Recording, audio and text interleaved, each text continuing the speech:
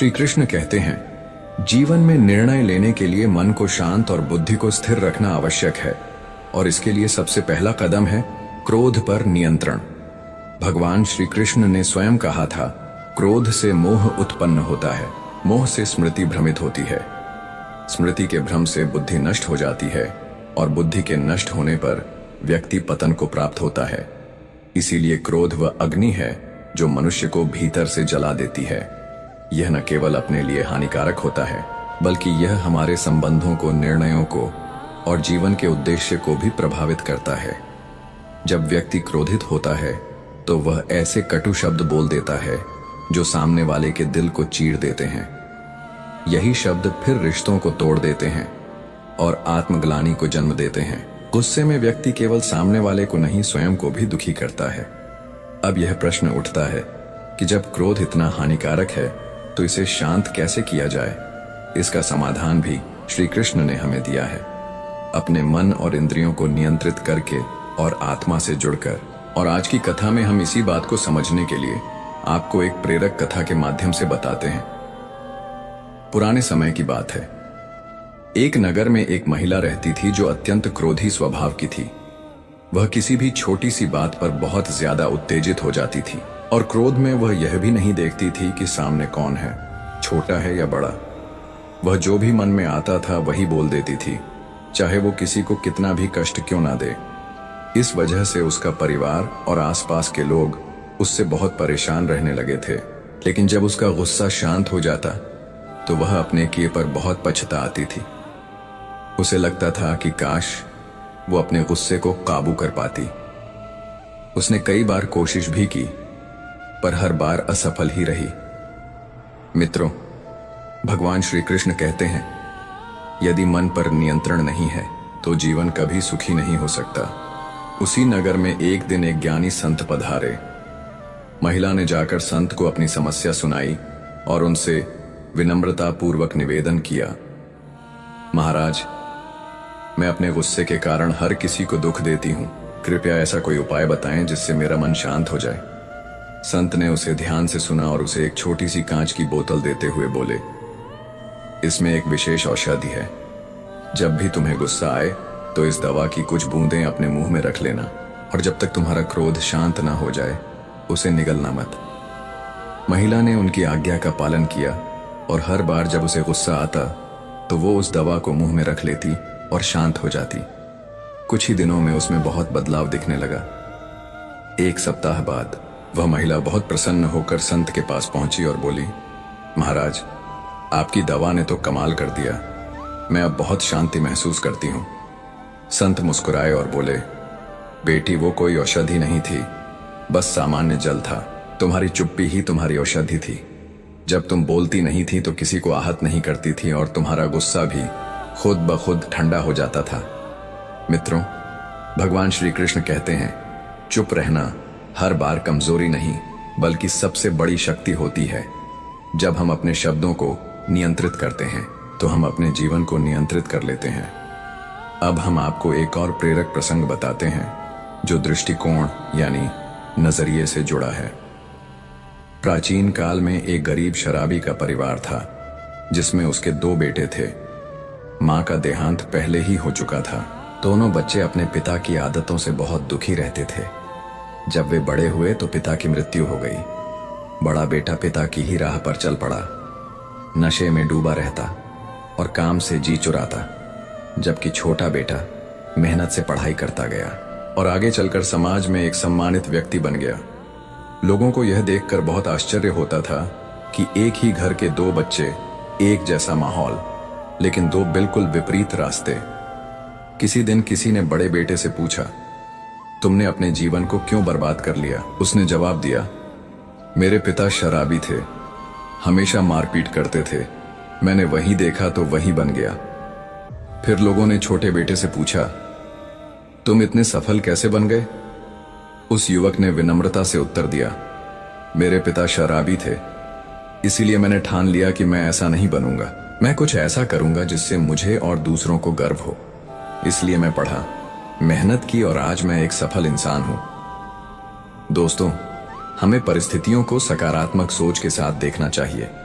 हर इंसान की जिंदगी में उतार चढ़ाव आते रहते हैं, लेकिन हमें यह नहीं भूलना चाहिए कि हर कठिन परिस्थिति अपने साथ कोई न कोई सीख लेकर आती है। अगर हम हालात को सकारात्मक दृष्टिकोण से देखेंगे तो हम न केवल मानसिक रूप से मजबूत बनेंगे बल्कि जीवन में अच्छे परिणाम भी पाएंगे। अगर हम अच्छा सोचेंगे तो लोगों का भी अच्छा ही होगा। जब हमारे विचार सकारात्मक होते हैं तो हम अपनी ऊर्जा को अच्छे कार्यों में लगाते हैं। यही ऊर्जा दूसरों को भी प्रभावित करती है। सकारात्मक सोच का असर हमारे रिश्तों, काम और व्यवहार पर भी पड़ता है, जिससे हमारे आसपास का वातावरण भी बेहतर होता है। जो लोग नकारात्मक सोचते हैं उनके जीवन में परेशानियां बनी रहती हैं। ऐसे लोग हर चीज में कमी तलाशते हैं, जिससे न तो वे खुश रह पाते हैं और न ही दूसरों को खुश रख पाते हैं।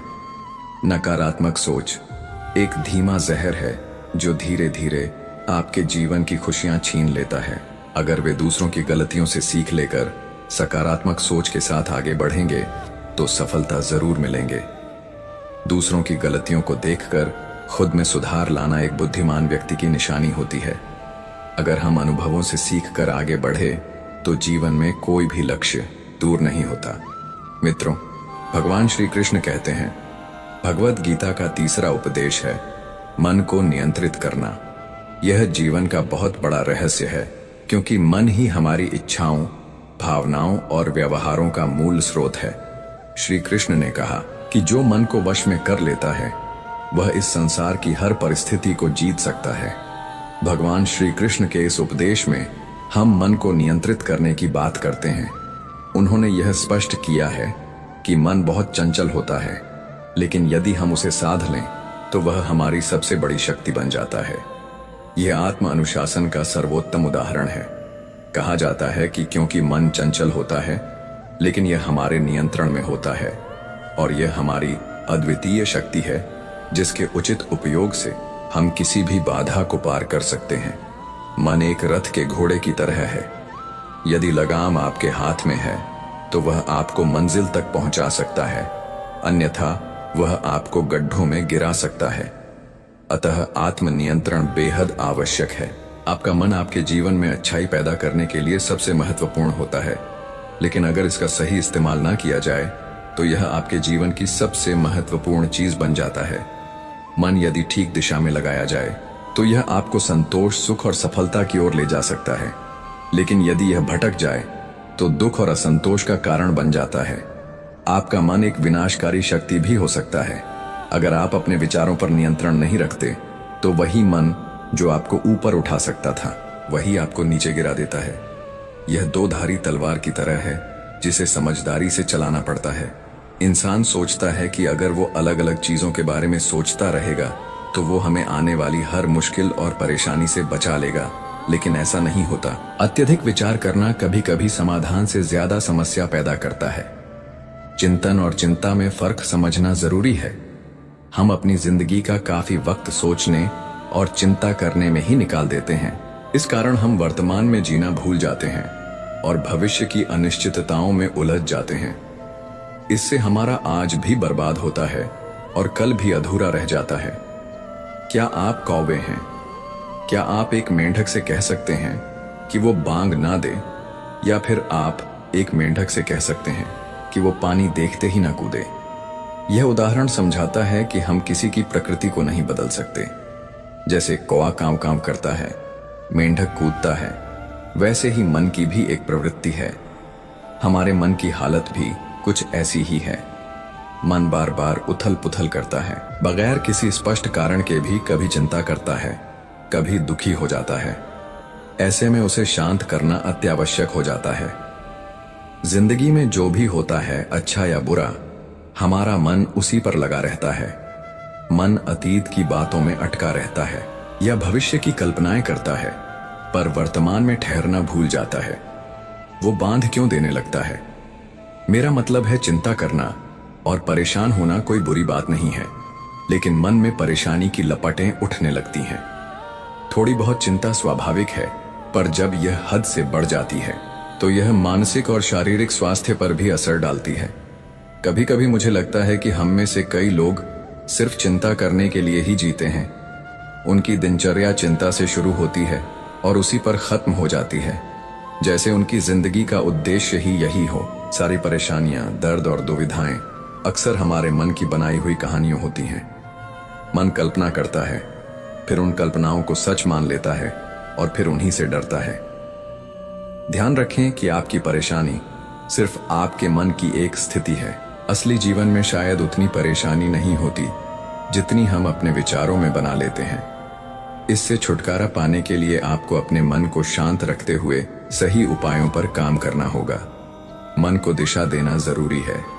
सकारात्मक कार्य, ध्यान और आत्मचिंतन से इसे नियंत्रित किया जा सकता है। यदि आप चाहते हैं कि आपका मन शांत रहे तो मैं ये कर सकता हूं। मैं आपको एक सरल और प्रेरणादायक कहानी सुनाता हूं जो आपको यह समझने में मदद करेगी। आपको एक कहानी के माध्यम से समझाता हूं। एक सेठ के पास बहुत धन था, लेकिन फिर भी उसके मन में शांति नहीं थी। उसके पास सब कुछ था, आलीशान घर, नौकर चाकर, सम्मान, लेकिन फिर भी उसका मन बेचैन रहता था। एक दिन किसी ने बताया कि एक नगर में एक संत रहते हैं। वे लोगों को ऐसी सिद्ध देते हैं जिससे वे मनचाही चीज पा सकते हैं। सेठ के मन में उम्मीद जगी कि शायद वही संत उसकी बेचैनी का हल बता सकें। सेठ जाता है। वह साधु के पास गया और बोला, महाराज, मेरे पास धन बहुत है, लेकिन मन में शांति नहीं है। उसने नम्रता से निवेदन किया, हे महाराज, मेरी दौलत से मेरा जीवन भरा है, लेकिन मन खाली है। साधु ने कहा, बेटा, जैसा मैं करता हूं वैसा करो, चुपचाप उनकी ओर देखते रहो, इससे तुम्हें मन में शांति मिलने की युक्ति मिल जाएगी। संत ने मुस्कुराते हुए कहा, मन को समझना है तो पहले खुद को अनुशासन देना सीखो। अगले दिन साधु ने सेठ को कड़ी धूप में अपने अंदर बैठाया और स्वयं झोपड़ी में चले गए। सेठ को चुपचाप बैठने के लिए कहा गया। यह उसकी पहली परीक्षा थी। सेठ गर्मी से व्याकुल हो गया, लेकिन चुप रहा। उसने मन में सोचा, शायद यही साधना का पहला चरण है। दूसरे दिन साधु ने उसे खाने पीने के लिए कुछ नहीं दिया और तरह तरह के व्यंजन खाता रहा। सेठ इस दिन भी चुप रहा। अब उसकी परीक्षा और कठिन हो गई।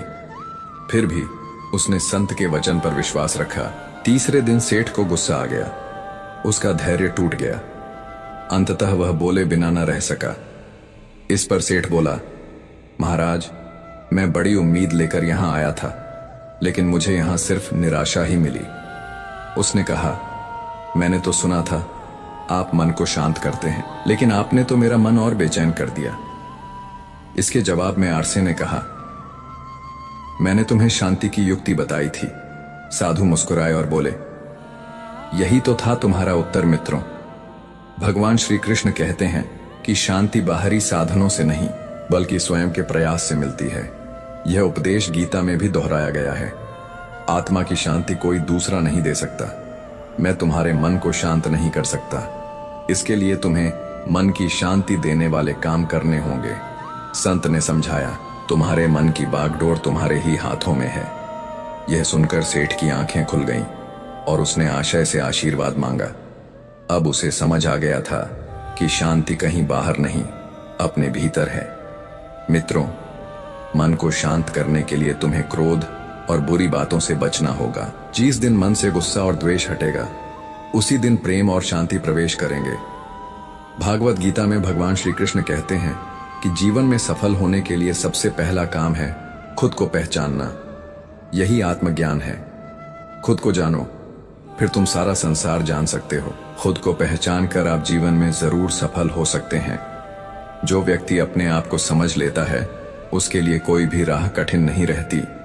अगर मैं संक्षेप में कहूं तो खुद को पहचानने का मतलब यह है कि आपके और आपके लक्ष्य के बीच आने वाली बाधाओं को समझना सफलता का पहला पायदान है। आत्मनिरीक्षण।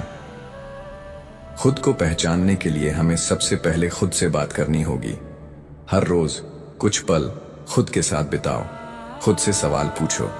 हमें यह जानने की कोशिश करनी होगी कि मैं कौन हूं, मैं कैसा हूं, मेरा अस्तित्व क्या है। अगर इंसान दूसरों को जानने के पीछे भागने के बजाय अपना पूरा ध्यान, ऊर्जा और समय स्वयं की आत्मा को पहचानने में लगाए, तो वह संसार में ऐसी उपलब्धियां हासिल कर सकता है जिनका अंदाजा भी लगाना मुश्किल होगा।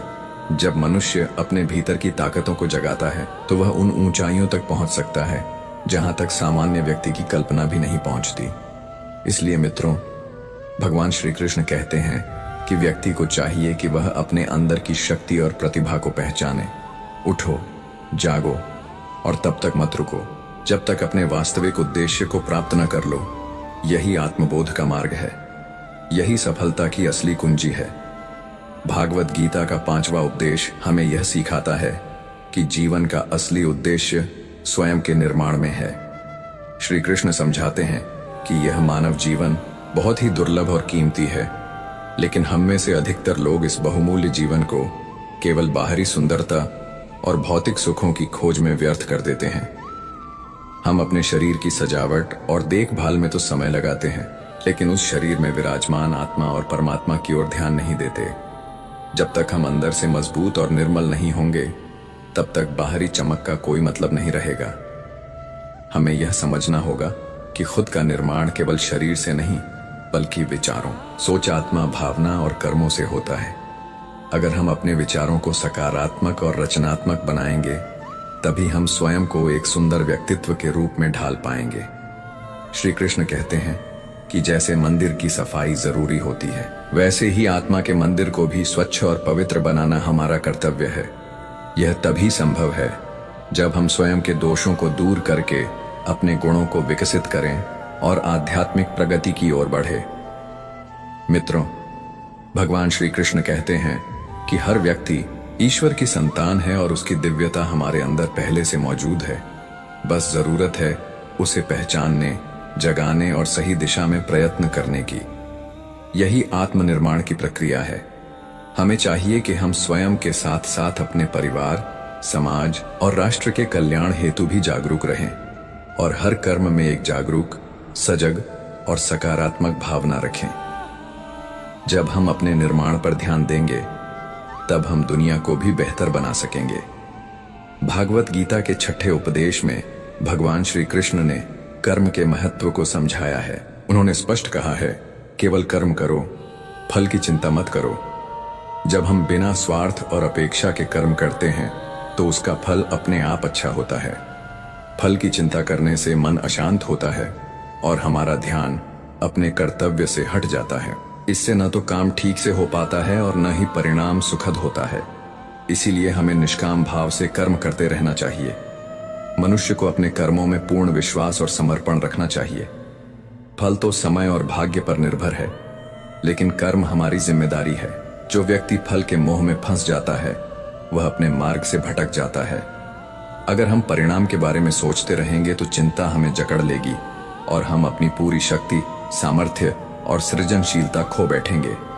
लेकिन अगर हम पूरे समर्पण के साथ कर्म करेंगे तो हर चुनौती आसान लगने लगेंगी।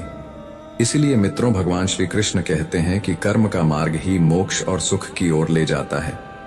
अपने कर्म में ईमानदारी, निष्ठा और पूरी ऊर्जा झोंक दो, फल की चिंता छोड़ दो। यही जीवन का मर्म है।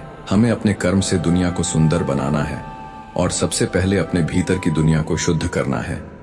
जब तक हम खुद को नहीं समझते, तब तक हम दुनिया को भी नहीं समझ सकते। इसलिए खुद को जानो, कर्म करो और सकारात्मक ऊर्जा के साथ आगे बढ़ो। ज्यादातर लोग जीवन में इसलिए असफल रहते हैं क्योंकि वह दूसरों को जानने, समझने और प्रभावित करने में लग जाते हैं और खुद को पूरी तरह से भूल जाते हैं। मित्रों, भगवान श्री कृष्ण कहते हैं कि जब भी हम अपने जीवन में कोई कार्य करते हैं, तो उसमें संपूर्ण निष्ठा, लगन और आत्मविश्वास होना चाहिए। केवल कर्म करना ही पर्याप्त नहीं है, बल्कि उसमें समर्पण और दृढ़ निश्चय भी आवश्यक है। ऐसा करने से ही जीवन की सफलता सुनिश्चित होती है। अब मैं आपको एक प्रेरणादायक कहानी के माध्यम से यह बात समझाता हूँ। बहुत समय पहले की बात है। एक न्यायप्रिय और दयालु राजा था, जो अपनी प्रजा की भलाई के लिए हमेशा चिंतित रहता था। एक बार जब वह अपने राज्य के भ्रमण पर निकला, तो चलते चलते उसके सुंदर रेशमी कुत्ते का एक बटन अचानक टूट गया। ये छोटी सी घटना उसके लिए बड़ी बन गई, क्योंकि वह हर छोटी चीज को भी गंभीरता से लेता था। राजा ने तुरंत अपने प्रमुख मंत्री को बुलाया और कहा, गांव में किसी अनुभवी और भरोसेमंद दर्जी को खोजो जो इस बटन को ठीक कर सके। मंत्री तुरंत गांव की ओर चल पड़ा और दर्जनों लोगों से पूछताछ की। आखिरकार उसे एक ईमानदार और मेहनती दर्जी मिला जो एक छोटी सी दुकान में काम करता था और सादगीपूर्ण जीवन जीता था। मंत्री ने तुरंत उसे राजा के पास बुलाया। राजा ने बड़े ही सौम्य स्वर में पूछा, क्या तुम मेरे कुत्ते का बटन ठीक कर सकते हो? दर्जी ने नम्रता से कहा, महाराज, यह तो मेरे लिए सौभाग्य की बात होगी। यह कार्य तो बहुत साधारण है। फिर वह अपने झोले से सुई धागा निकाला और कुशलता से बटन सिल दिया। राजा उसकी सादगी और कुशलता से बहुत प्रभावित हुआ। उसने पूछा, बताओ, तुम्हारी इस मेहनत का क्या मूल्य है? दर्जी ने सिर झुकाकर कहा, राजन, यह बहुत ही छोटा काम है। इसके लिए मैं कोई धन नहीं ले सकता। परंतु राजा ने जोर देकर कहा, नहीं, तुम्हारा कर्म बहुत मूल्यवान है।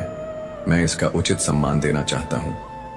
दर्जी सोच में पड़ गया और अंततः बोला, जो आपकी इच्छा हो वही दे दीजिए। यह सुनते ही राजा ने हर्षित होकर निर्णय लिया कि उसे 2 पूरे गांव इनाम स्वरूप दिए जाएं। उन्होंने कहा, अगर मैं इस मेहनतकश को इतना बड़ा सम्मान नहीं दूंगा तो समाज में ईमानदारी का महत्व कैसे बढ़ेगा? दर्जी तो 2 रुपए की उम्मीद में था, परंतु उसे 2 गांवों का स्वामी बना दिया गया। वह मन ही मन सोचने लगा कि वास्तव में भगवान की इच्छा हमारे विचारों से बहुत बड़ी होती है। मित्रों, भगवान श्री कृष्ण कहते हैं, हम जो सोचते हैं वह सीमित होता है, परंतु भगवान जो देते हैं वह असीम होता है। इसलिए गीता में श्री कृष्ण कहते हैं, कर्म करो, फल की इच्छा मत करो। यही इस कथा की आत्मा है। यह हमें सिखाती है कि जब हम निस्वार्थ भाव से काम करते हैं तो ईश्वर हमें उससे भी अधिक देता है जितना हमने सोचा होता है। भगवद गीता के 7वें उपदेश में श्री कृष्ण कहते हैं, जब भी कोई लक्ष्य तय करें उससे पहले खुद से 3 सवाल करें। पहला, आप वह काम क्यों करना चाहते हैं? दूसरा, उसका परिणाम क्या होगा? और तीसरा, क्या आप उसमें सफल हो पाएंगे? यदि इन तीनों सवालों के उत्तर स्पष्ट और आत्मविश्वास पूर्ण हो तो निश्चिंत होकर आगे बढ़िए। कभी भी अपनी रणनीति को दूसरों से साझा न करें, क्योंकि नजर लगने की संभावना होती है। बस मेहनत करते रहिए और अपने लक्ष्य की ओर आगे बढ़ते रहिए। यदि राह में कोई कठिनाई आए तो डरिए मत, डटकर सामना कीजिए। समय के साथ सब कुछ बदलता है और हमारी मेहनत भी रंग लाती है। याद रखिए, जो बीत चुका है वह इतिहास है, जो आने वाला है वह भविष्य है, और जो हमारे पास है वह है वर्तमान। यही सबसे महत्वपूर्ण है। हमें अपने वर्तमान को बेहतर बनाना चाहिए, क्योंकि मित्रों, भगवान श्री कृष्ण कहते हैं, अतीत में डूबने से सिर्फ पछतावा मिलेगा और भविष्य की चिंता से वर्तमान भी बिगड़ जाएगा। अब मैं आपको एक और कहानी के माध्यम से एक महत्वपूर्ण सीख देता हूं। एक गधा था जो सोचता था कि वह भी जीवन में कुछ बड़ा करेगा ताकि लोग उसे मरने के बाद भी याद रखें। उसका मालिक उसे रोज भारी बोझ ढोने को देता था ताकि ज्यादा मुनाफा हो। गधा चुपचाप सब कुछ सहता रहा, क्योंकि वह डरता था कि अगर उसने इनकार किया तो उसे खाना भी नसीब नहीं होगा। वह गधा अपनी पूरी जिंदगी मालिक के सपनों को पूरा करने में लगा देता है, बिना यह समझे कि उसके अपने सपने क्या हैं।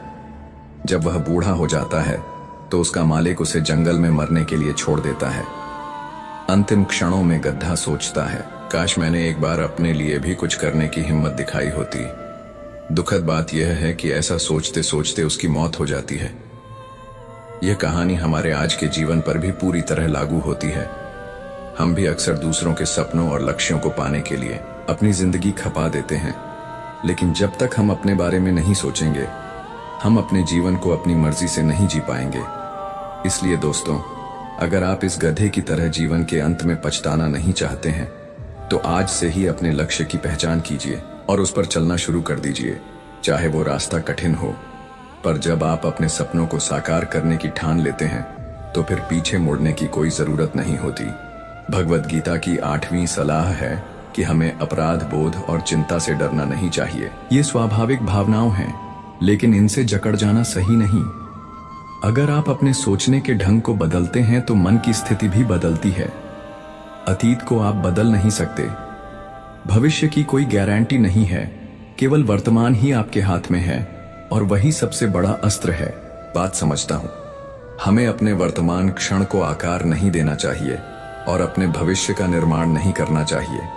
हम सभी को चाहिए कि हम जिस पल में हैं उस पर ही अपना ध्यान केंद्रित करें। अतीत की चिंता और भविष्य की कल्पना केवल मन में भ्रम पैदा करती है। इसलिए जरूरी है कि हम हर क्षण को गहराई से जिएं और उसमें अपनी ऊर्जा लगाएं। हमारा समय सीमित है, इसे अतीत के बारे में सोचने या भविष्य की चिंता करने में बर्बाद ना करें। मित्रों, भगवान श्री कृष्ण कहते हैं कि बीते हुए कल के लिए पछताना और आने वाले कल को लेकर घबराना, यह दोनों ही बुद्धिमान की पहचान नहीं है। हमें जीवन के प्रत्येक क्षण को एक अवसर समझना चाहिए और उसका सदुपयोग करना चाहिए। कोई योजना न बनाएं, उसे लागू करें और बेहतर कल पाएं। अपने आज का अधिकतम लाभ उठाएं। कई बार हम योजनाएं तो बनाते हैं पर उस पर अमल नहीं करते। असली सफलता उसी में है जब हम आज से शुरुआत करें और हर दिन छोटे कदमों से बड़ी मंजिल की ओर बढ़ते रहें। आप आज जो करते हैं वह आपका कल निर्धारित करता है। जैसे बीज बोया जाता है वैसा ही फल मिलता है। वर्तमान की मेहनत ही भविष्य की नींव होती है। इसलिए आज मेहनत करें, संघर्ष करें और विश्वास रखें कि यह सब आने वाले कल को सुंदर बनाएगा। वर्तमान क्षण में जीना सीखना सफलता और खुशी की कुंजी है। जो लोग हर पल को संपूर्णता से जीते हैं वे चिंता, तनाव और भ्रम से दूर रहते हैं। आज का हर पल आपके जीवन की कहानी लिखता है, इसीलिए उसे जागरूकता और संकल्प से दें। आज काम शुरू करने के लिए सबसे अच्छा दिन है, क्योंकि आज हमारे पास जो कुछ भी है वह काल्पनिक है। यह सोचकर काम न टालें कि समय मिलेगा। वास्तव में आज ही वह समय है जो हमें मिला है। कल क्या होगा यह तो कोई नहीं जानता, इसलिए जो भी करना है अभी से करें। हमारा अतीत हमें सबसे अच्छी शिक्षा देता है, बस उससे सीखें और आगे बढ़ते रहें। गलतियों से डरे नहीं, उनसे सीखें। अतीत में जो भी हुआ वह अनुभव बनकर हमारे पास है, उसका उपयोग करें और अपने आज को सुधारने हुए कल की ओर बढ़े। अपने आज को बेहतर, आनंदमय और संपूर्ण बनाने का प्रयास करें। मित्रों, भगवान श्री कृष्ण कहते हैं, जो व्यक्ति हर दिन को पूर्णता से जीता है वही सच्चा साधक होता है। वह व्यक्ति अपने जीवन में शांति और सफलता दोनों प्राप्त करता है। भागवत गीता का 9वां उपदेश है खुद पर विश्वास करना। यह उपदेश हमें सिखाता है कि आत्मविश्वास से बड़ा कोई बल नहीं। जब व्यक्ति स्वयं पर भरोसा करता है तभी वह जीवन की चुनौतियों से लड़ सकता है और विजय पा सकता है। श्री कृष्ण कहते हैं, जब तक आप खुद पर विश्वास नहीं करते तब तक दूसरे भी आप पर विश्वास नहीं करेंगे। विश्वास की शुरुआत स्वयं से होती है। जब आपकी आंखों में आत्मविश्वास की चमक होती है तो पूरी दुनिया आपके साथ खड़ी हो जाती है। जीवन में सफलता प्राप्त करने के लिए आपको अपने सपनों का पीछा करना चाहिए। सपने तभी साकार होते हैं जब हम उन्हें पूरी लगन और मेहनत से अपनाते हैं। बिना रुके, बिना थके लगातार प्रयास करते रहना ही सफलता की कुंजी है। अपने सपनों के लिए काम करें और उन्हें प्राप्त करने के लिए हमेशा तैयार रहें। हर सुबह उठकर अपने लक्ष्य की ओर एक कदम बढ़ाएं। सफलता उन लोगों को मिलती है जो बिना हार माने अपने सपनों के पीछे दिन रात मेहनत करते हैं। आप जितनी मेहनत करेंगे उतनी ही जल्दी आपके सपने पूरे होंगे। परिश्रम कभी व्यर्थ नहीं जाता, वह एक न एक दिन फल जरूर देता है। यह नियम प्रकृति का है। जितनी गहराई से बीज बोओगे उतना ही मजबूत पेड़ उगेगा। अगर आपको खुद पर विश्वास है तो दुनिया में कुछ भी असंभव नहीं है। हमारे भीतर जो शक्ति है वह असीम है।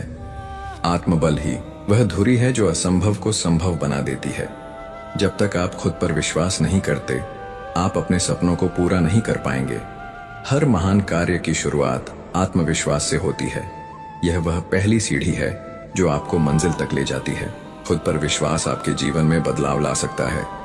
अगर आप स्वयं पर यकीन रखते हैं तो नकारात्मक परिस्थितियां भी आपको रोक नहीं पाएंगी।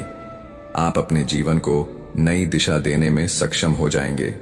आप कुछ भी कर सकते हैं। आपको खुद पर विश्वास करना होगा और फिर देखें कि आप जीवन में कैसे सफल होंगे। जब आप अपने दिल से कहेंगे कि मैं कर सकता हूं, तो पूरी सृष्टि भी आपको उसी दिशा में ले जाएगी। अगर किसी को खुद पर भरोसा है तो कोई भी मुश्किल काम आसानी से पूरा हो सकता है।